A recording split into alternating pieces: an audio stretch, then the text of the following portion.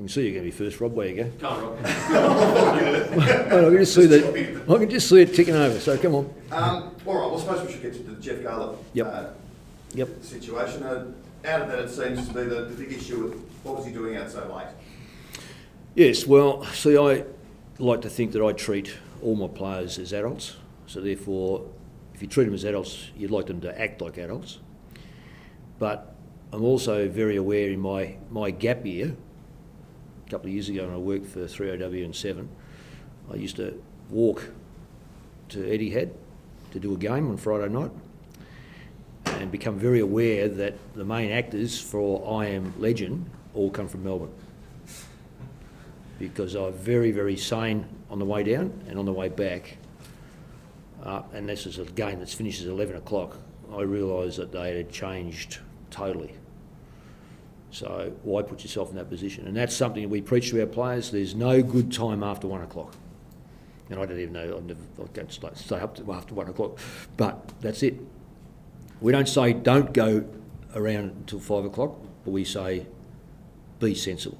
So therefore, if it was 5, if it was 4, if it was 3, whatever time it was too late. And clearly in the wrong area. Jeff will be made very, very aware of that, and has been made aware of it. So it's not good. It's not a good look. He was in the side on Monday morning when we picked it, and he's not in the side. I can categorically tell you that. The players know. Is it a one rule suits all? No, because we've got to make sure that consistency's all well and good, but it's getting it right. And Jeff hasn't got enough points up, as far as I'm concerned, to walk into the side, albeit that he's a victim. And he is a victim. It's not as if he created that incident, but nonetheless, we've got a lot of young players here who have got to know the right, got to know right from wrong. So under those circumstances, and we'll support him all the way through. Jeff needs that. Every player needs that. We do not desert our players, but there's got to be something stated in this regard that when you're playing seconds, which he has been playing reserves for quite a number of weeks, and our expectations are high, not low, not medium, that we expect him to be pushing for senior selection in the right manner. And these are the dangers of Thursday night and Friday night games and so forth, because players are young men, and there's a long gap between. They see a long gap between the next game. Now, not that he played on Thursday night, but effectively our main training session was going to be Monday. No, but he'll be certainly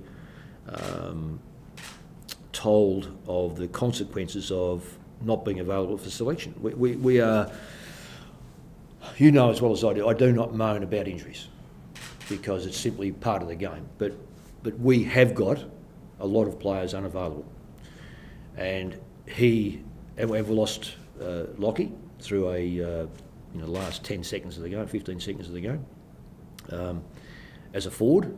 And logic says there's a position on the forward line.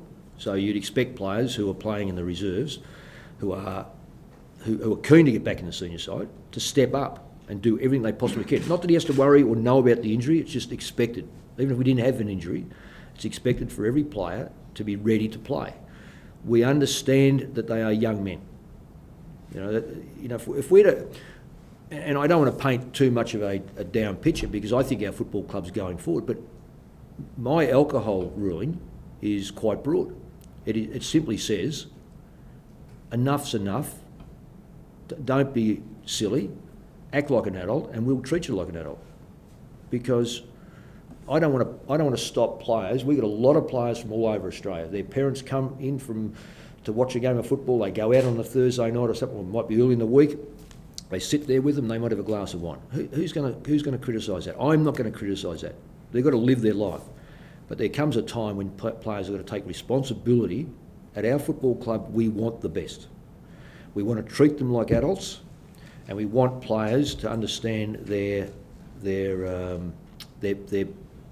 commitment to our football club going forward. We haven't been a successful football club for a number of years, and the only way to get success is to have people committed to it. And we want players to be committed to our football club to go forward and set an example. He is not a first-year player. He's been in the system for a number of years. Jeff understands that. Now he understands that that is just totally unacceptable. Well, he had a major operation at the end of last year, and I think I have no doubt that took a toll early in the season. So you allow for that. Perhaps our success or lack of the way we are. I think we've been massively competitive in a lot of games without winning, and we've been poor in about two or three games that I can see. So therefore, sometimes you get restricted.